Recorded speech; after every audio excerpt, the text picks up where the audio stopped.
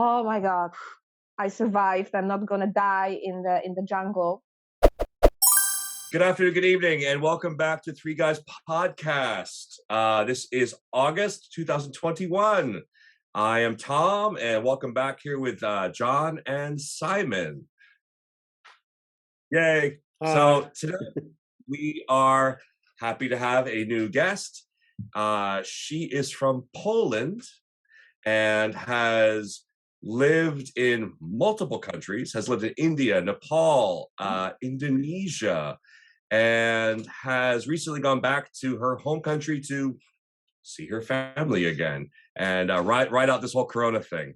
But she's also a motivational speaker, a yoga instructor, and world traveler. So welcome, Karolina. Right, yeah. Thanks for introduction, Tom. Yeah, hi everybody. It's really nice to be here. So I didn't even try your last name because I knew I would screw it up. Fair enough. It's Dusza. Dusza. Yes. And it's actually, it makes sense, like once you get to know me, like how spiritual I am, and then when you realize that my last name in my language means soul, it's like yeah, that makes sense. Yeah, all right, fair enough. Well, that is my first word in Polish, so perfect. Dusza. Great, yeah. You and I have already talked a little bit, so I'm going to turn it over to John and Simon and let them interrogate you. So Sounds exciting. Go on, guys. Maybe a different choice of words next time. Very nice to meet you, Karolina.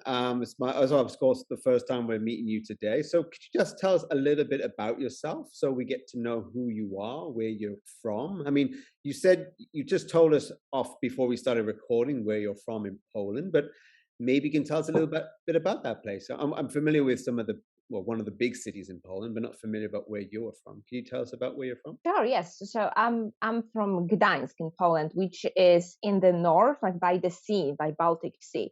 And it is actually one of the biggest cities in Poland. And but actually, to be honest, I haven't really lived in Poland in the past 10 years. So like I do come back every now and then to see my family and my friends, and then I go, off to travel or live in different places. But this, like Gdańsk as a city, it's beautiful for me because it's by the sea, so you kind of like a cold Barcelona in the sense that you have the city vibe, but you also have the beach and the water and like the nature part, which is amazing.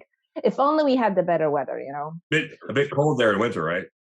Yeah. I mean, like, I am incredibly lucky because I came back from living in Indonesia from Paradise Island. So it was really terrifying for me to come back here to just shock in terms of like culture, but also the weather.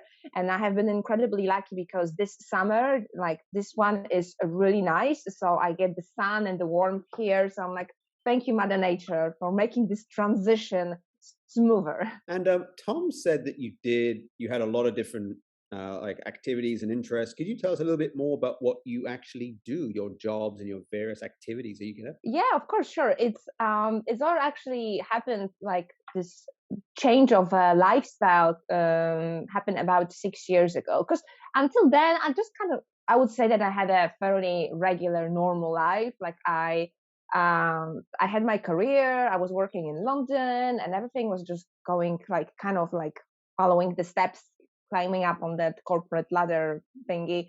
And then I just had enough of that, and I quit my job, and then I just packed my backpack and started to travel. And that's when I discovered like meditation and Buddhism philosophy, and I started to be really interested in that aspect of life. And I dedicated a lot of my travels into kind of soul search, but also just like learn about life or different belief systems. And it's just like the theme of my travels was about that. So like first, when I was traveling in Southeast Asia, it was all about just visiting monasteries and learn about Buddhism.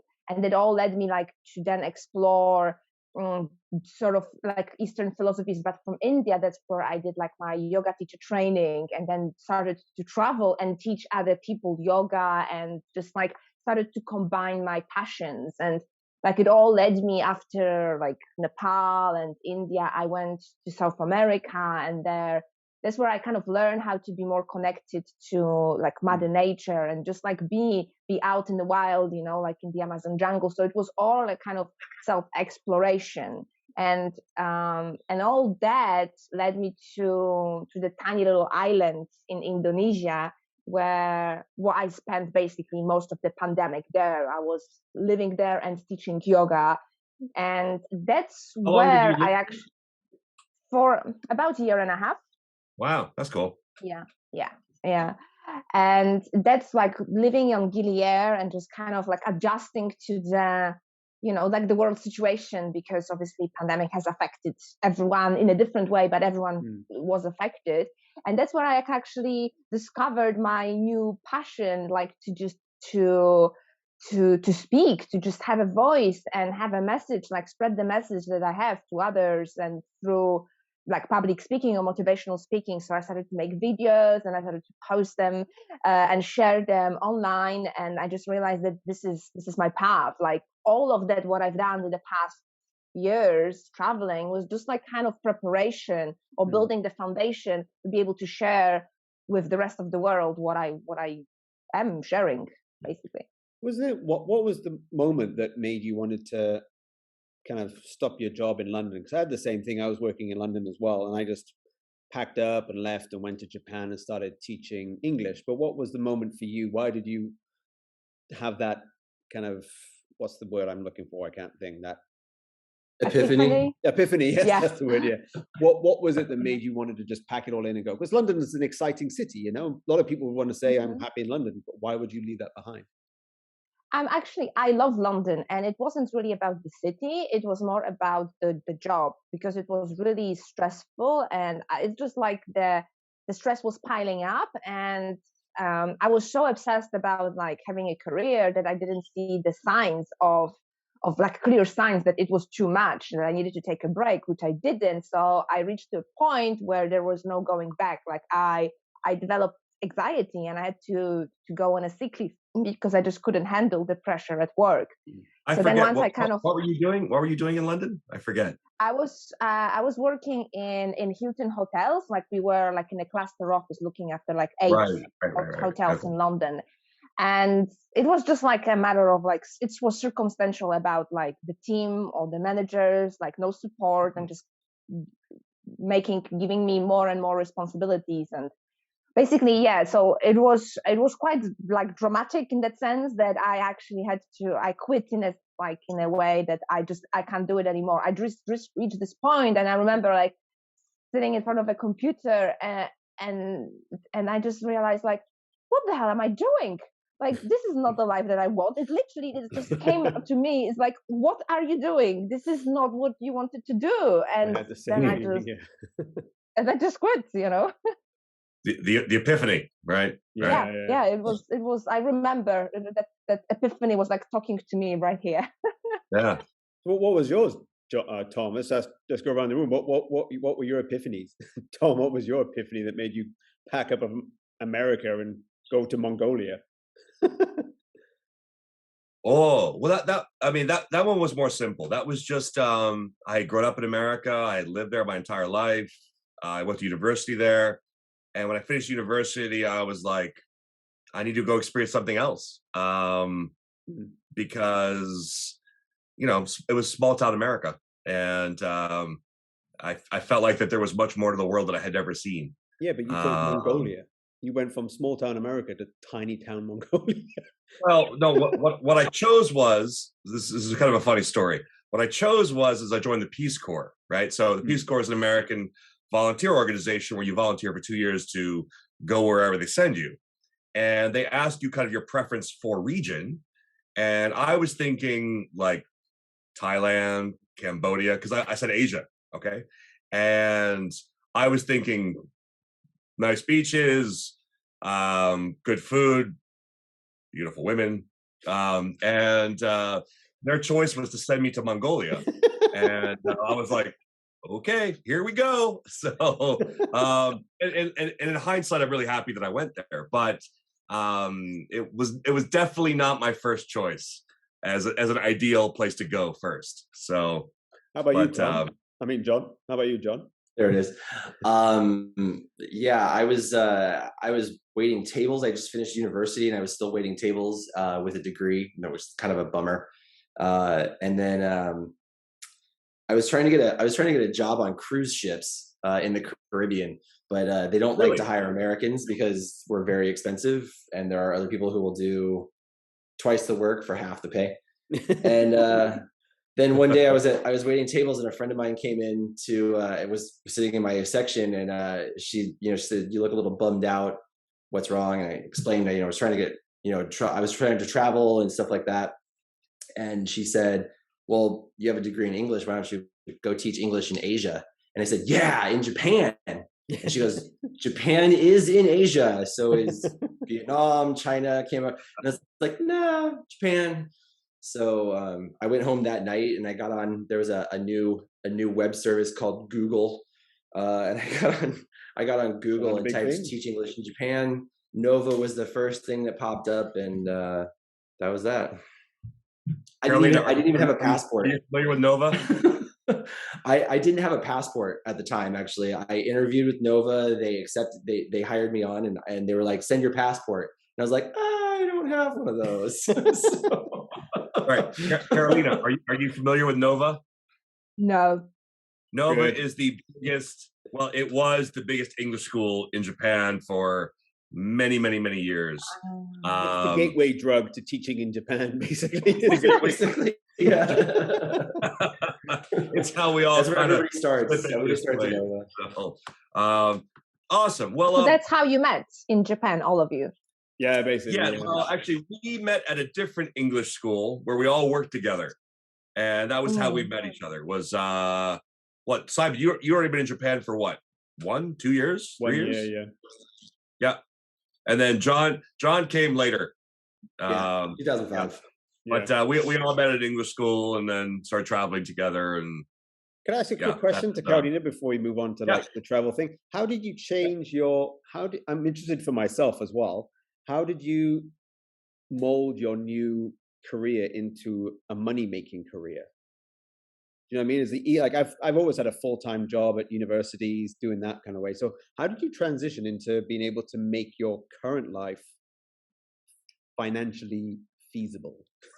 Or you're still transitioning from what I understand, right? Oh, okay. Yes, exactly. Okay. But in order to continue traveling, I was coming back to London for 6 months periods, doing something far less stressful, but giving me enough money to save up. So that's what I've been doing the past years, just traveling for a year, then coming back for 6 months, enjoying all the Western luxuries that I missed anyway. So it was always fun to come back and just see my friends and just have a Starbucks coffee. And then I continued traveling. And then when I was in Southeast Asia, when I went to Indonesia to work as a yoga teacher, I kind of felt like this was it. I made this full-time transition that from now on, I will just be teaching yoga because that was the plan. And then the pandemic happened and things got a little bit more complicated. I was teaching there, but it was not sustainable in terms of finances because there were not enough tourists. So while being here, I am currently transitioning into just being full-time motivational speaker. But in the meantime, I just got a gig, a job just to have financial support. Sure. Awesome. So let's switch it up a little bit, and that's a perfect transition. Maybe you could just tell us a little bit about what you are doing now, and what you want to do in the future. Like you said, you want to be a motivational speaker, and you want to do more teaching yoga. Tell us more about that. Yeah, sure. It's actually a funny story, which I think it's a beautiful way to look at how capable of adaptability we are. Because if you met me even a few months ago when I was on GDR, when I was teaching people yoga and meditation and telling them, teaching them all about that spiritual aspect of life, And you would see me there full on hippie, walking barefoot everywhere and stuff like that. And then I ended up being here, living in a city. I had to wear shoes, but on top of that, I actually got a job as an accounting department in a big corporation. I still can't believe that, but actually, so the last time I talked to you, you hadn't found a job yet. So you found a job at an accounting department. Yes. How's that going? I mean, I just got the offer. Like, I'm starting work in 2 weeks, so I still have like 2 weeks of mental preparation. Congratulations! Right. And like the reason I'm happy with this job, because like it will go on even if there is another lockdown happening in the fall, because everyone is already kind of preparing for it. Because if I wanted to just teach full-time yoga, I would again be possibly losing my job just in 2 months, because yoga studios are the first like things to be closed, shut down during lockdown. So I have a secure job for the next, until whatever pandemic finishes or changes to something else. So for me, this is perfect, because I have a financial stability that I kind of need for my peace of mind. Then I can actually focus, dedicate the rest of my time on the weekends and after work to just continue making videos, to use like this, use the videos in order to kind of share the message to others that are online.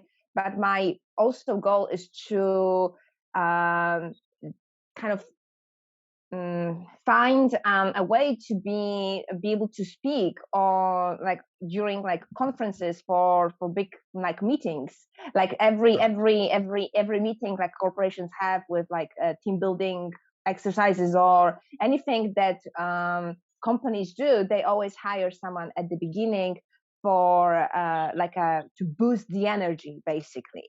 So this is what I want to do as well, like to be like connected to an actual audience rather than just only spreading the message out there online, because I find it personally a little bit intimidating, because there's just so much going on. There's so many people offering so much stuff. You just go on Instagram and it's just overwhelming. So I find... Have you done motivational speaking before? Or is this something that you just feel like that you really want to start doing because it's a calling for you? No, I mean, like the videos that I do, they are basically that.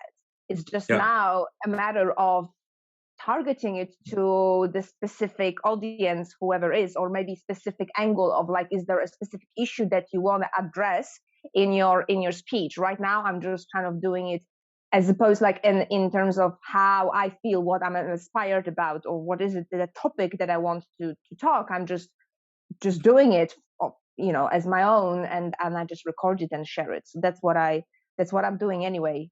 Currently, I have some questions. I'd like to move the topic again, if that's okay, to talk about travel, because I know we're all big travel people here, and I know that Karolina said she's been to some amazing places. So I'd just like to know straight off the bat, what's the best place you've been to? Oh, that's such a hard question to answer. Yes, I know, it's unfair. I know. What's the worst place you've been to? It's a loaded question, but okay, like I mean, I spent 7 months in India, so I can definitely say that India has stolen my heart, and I will definitely like come back to Mother India at some point. This is like the most amazing place. But also Peru, like for me, it was a magical place, and I think it's also just because I spent so much time in those 2 countries that it also gave me such a deep connection to those places. But yeah, that would be 2 places that's really stayed in my heart. And Nepal, I don't know, it's just the list is too long. Yeah, Nepal's beautiful. I've been to Nepal as well. Simon, you went to Nepal, right? Yeah, I did. Oh, you're asking Simon, sorry. I flew to Kathmandu.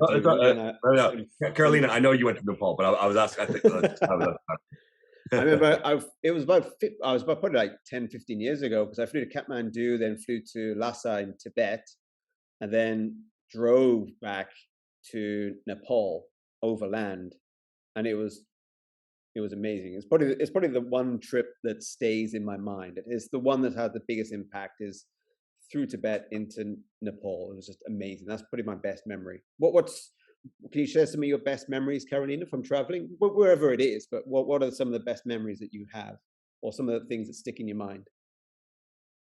Well, I mean, like, I think it's because it could be the most recent, but I stayed quite some time in the Amazon jungle, and Oh, that was wow. just, I Yeah, felt that that's I've pretty amazing you told me that. experienced some Mm. hardcore stuff, especially like hiking in Nepal, like, like visiting such remote villages, and the conditions you lived felt so like basic. And then I started to live in the jungle, and that just like changed my perception of basic completely. So for me, the moment when I got lost in the jungle by myself Oh, without like anything, like no water, obviously no phone on, and that was just you got like this lost? For how memory is long? gonna get stuck.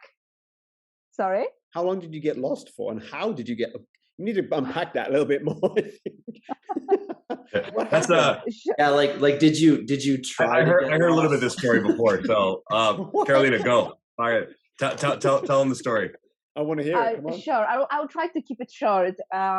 So yeah, I was already some time in the jungle, so I kind of felt a little bit more like comfortable, because like when I was going first to the jungle, I was like freaking out. I was so stressed, but and I just arrived in a new place, which was like a little community in the jungle, and they told me that I'm gonna get like a private hut, like it's called like an isolation hut. So it's designed for people who want to meditate and just be by myself. And I needed that at that point. But I was so eager in the morning that they told me that the next morning we're gonna show you where the hut is. But I couldn't wait. Like I was like, just told me where's the directions, because I was so excited. I want to see where it is. And they Too told me that eager. it's so yeah, You're yeah, no brave. patience.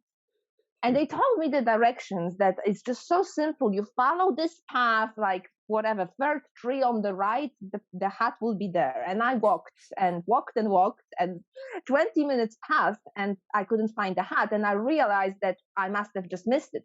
So I turned around, walking back, trying to find it again. But when I was coming back, I didn't realize that the path was like joining up before. And I didn't realize that whether I came from the right or the left path. So then I had to choose which one to try. And I chose, I don't know, right.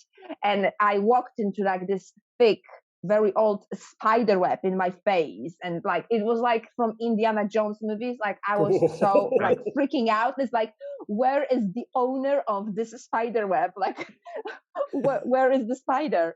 Right. I couldn't find a How big spider. is I the got like spider? Right. I got rid of the old webs from my body, and then I knew that obviously this is not the path, because it hasn't been walked by like forever.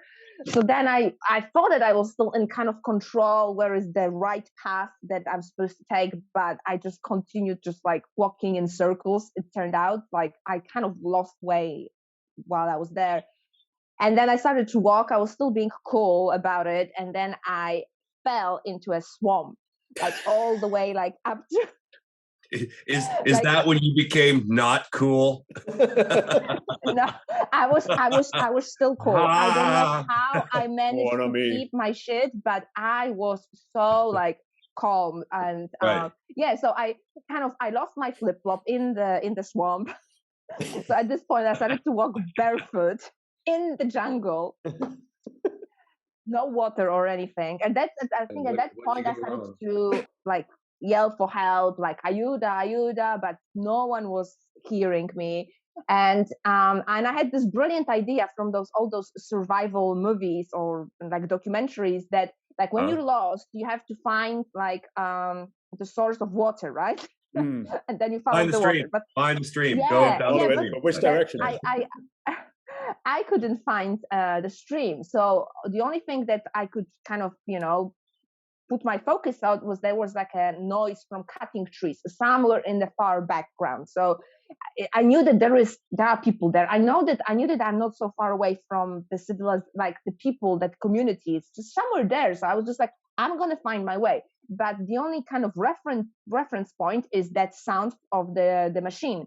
So I followed that sound and I walked the path until like the path was turning to the other direction, and I still wanted to follow that sound. So I went off the path.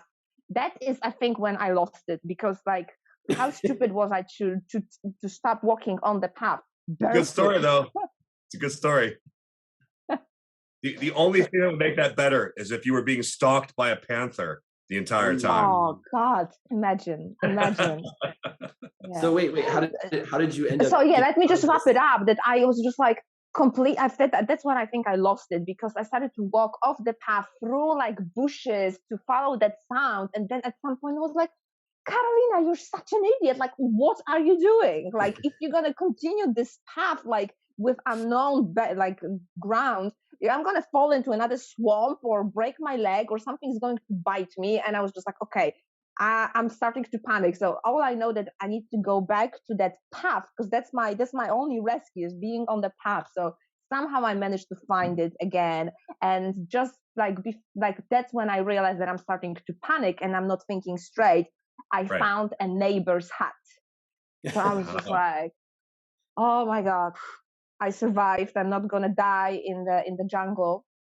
I don't know how long I was lost. It wasn't more than 2 hours, but for me, it felt like eternity. I'm sure it felt like a lifetime, right? That's Yeah, scary.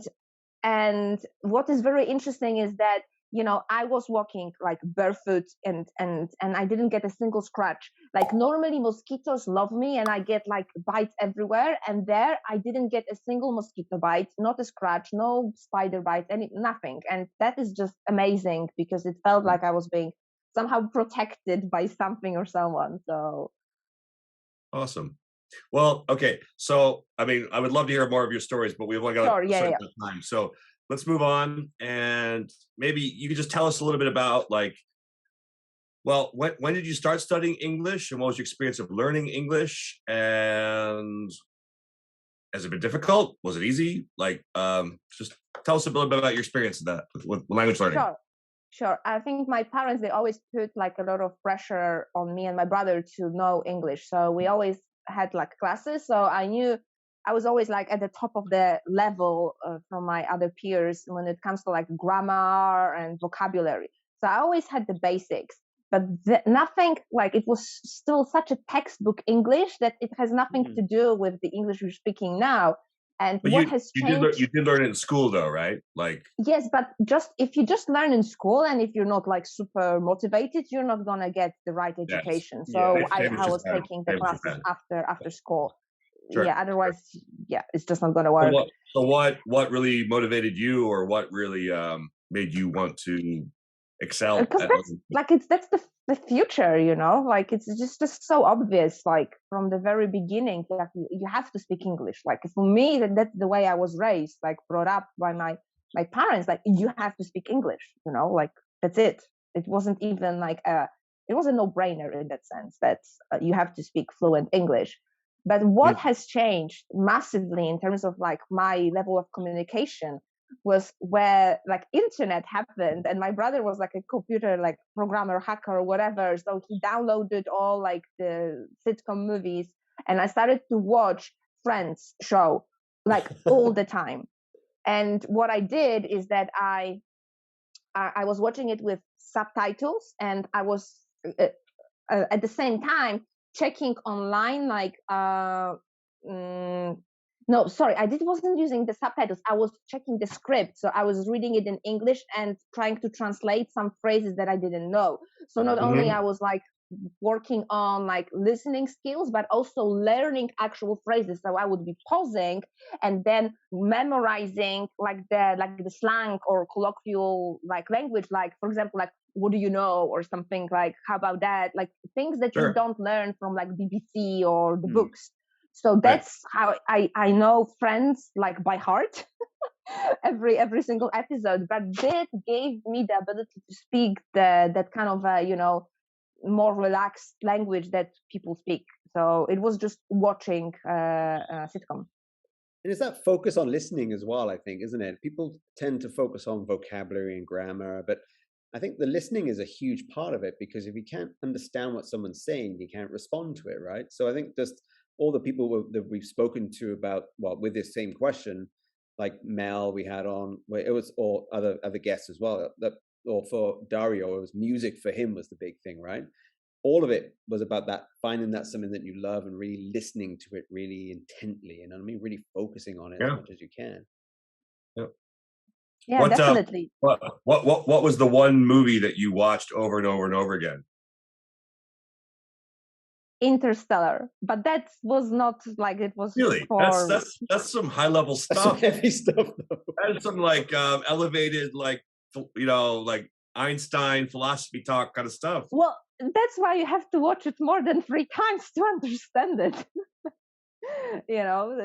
It's such a complicated movie. So yeah. But like I can add one more thing when it comes to like my learning like English, that obviously French was fun, but that was just like a very basic language. And then what happened over the years, like even like living in London actually didn't give me this ability to develop the skills that as much as one would imagine, because it's a foreign like English speaking country. Because actually, ironically, I work with so many foreigners that sometimes I felt like I was not only improving my English, but I also just like going backwards, because they were making so many grammatic mistakes that I was just like, absorbing it. And I was just like, okay, this is bad influence. And so what happened is, and I started to read a lot of books, and 100% books were in English. I wasn't reading anything in Polish. And there were a lot of like self-development books, and there were like a lot of like vocabulary from like psychology. And it was like, let's say more sophisticated language. And that's where I think I also developed the skills, or at least my vocabulary broadened. So for me, first step was like listening to something simple like Friends or something easy and interesting, but also reading a lot of books. That was my it was a lot of help. Can I ask? So did you? Oh, sorry. Simon, go ahead. Go ahead. I was just going to ask, like, because a lot of our students always know, like, what were the challenges that you had learning the language? What challenges did you face along the way, and how did you overcome those challenges? Well, for me, actually, it's when I used to like work in London, and when I would have like a one-on-one conversation with a native speaker, like a person, like a British person, because Americans, I find it much easier to understand. So it's just like I'm focusing on that. Friends influence from that. Yeah. So when the people we were speaking directly to each other, I had no problem understanding them. But then when I was in a group, and it wasn't even work related, but it was more like friendly chat about different like British people, but from different like parts of England, and especially if they were from the same region, they started to speak like a whole different new way that it was really hard for me to participate in those conversations, because it just felt like they were mumbling. There was nothing, it wasn't even the words. For me too. Oh, okay. So it's not just me. The first time I heard Simon's mother and father speak to each other, I couldn't understand anything they were saying. I actually asked Simon if they were speaking Welsh to each other. Okay, that's a whole different My thing. wife is here as well. I can ask my wife. I was like, do you understand my parents? No, I just nod. And when they ask a question, I do the what? nod and ask for an answer. What did she say? She was like, my wife couldn't understand my parents either. So when she was just like, when my parents were speaking, my wife was just like, she would just nod. Like, is that a question? Like, what? It's like, but I think my parents speak beautiful English, you know what I mean? But of course, the accent is there, and it makes it more challenging, doesn't it? At the same time. Well, like when they spoke to me directly, I could understand, but when they spoke to each other, done. I had no idea what they were saying. I've never considered that, actually. That's interesting. That's a really interesting point of view. Yeah. Well, I think naturally native speakers tend to, I mean, obviously they're speaking to someone who's not from where they're from, maybe are slightly more clear, but when they speak to each other, right. Like, I mean, John and I, when we speak to each other after a couple of drinks, a lot of people don't understand what we're saying. Because it's mostly just. Come on,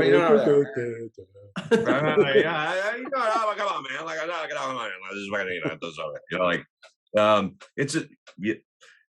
It's just where you're from, right? Things slur together, I guess, right?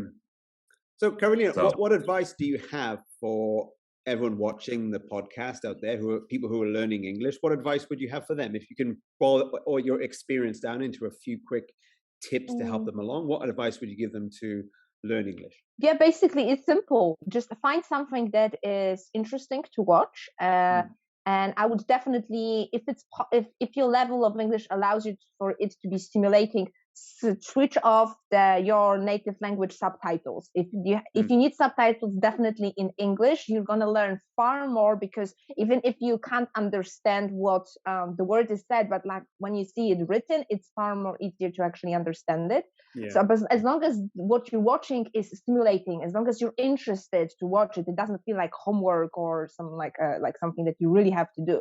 So just find something that is entertaining and watch it, instead of something in your like with a dubbing, or like it's you can like you call it like killing two birds with one stone. So it's entertaining, but it's also like educational. And start reading books from definitely. And it doesn't have to be something like documentary books. Like it can be also just like Harry Potter or something. Yeah. So don't make it a chore. Make it fun. Is what you're saying. Yeah, exactly. Thanks for just summing it up, Tom. Make it fun, and it will be great. Sorry, I didn't ask you this before when we first started talking. Have you learned any other languages? Yeah. Well, that's the thing that I am not keeping up with. Like, I'm not being very. Well, of course. Like, obviously, you're back in. So Poland, I speak French and Spanish, and like the level, sometimes one is more advanced than the other, but I can understand both languages a bit, and I think Spanish is more now because I've been in South America recently. So yeah, these languages as well. Which was the most challenging? Oh, hands down, French. Why? It is just like the pronunciation. You look at the letters and they don't make any sense, and they create words from it, and it's just like, yeah. No, I completely agree with you. Yeah. All right, guys. Well, thank you very much for joining us with another Three Guys podcast, and thank you, Karolina, for telling us a little bit about your life. It's been great. John, Simon, any last thoughts, questions? No, but just thank you very much for coming along. It was really interesting to hear everything about you, and hopefully we'll get you back on in a couple of months when we're hopefully a bigger channel and we have a big audience. That would be great. And your motivational speaker career has taken off and bloomed as well, which would be amazing. And I'm very glad you made it out of the jungle alive. That's an awesome story. That is a hell of a story. That's a good story. That's a motivational story for everyone right there. Start with that. Yeah, I'm also really happy that I got out and that I can share these stories with you guys. And thank you so much for having me over. It was a pleasure to meet you and to share some of my stories. And yeah, hopefully we will meet again in your podcast, or maybe on my channel once it's also super popular. Yes, or maybe in Poland. Yeah. I none of us have been to Poland, right? Simon, no, Poland, we need right? a European. We need a destination for next summer. Well then there you go. We should come visit you. Yeah. Awesome. Well, so thank you, everybody. And if you're interested in following Karolina, you can check her out with the links we have below. You can watch her videos and her Instagram as well. So follow her for certain. And we will see you in the next video. Thanks a lot, guys. See you in the next one.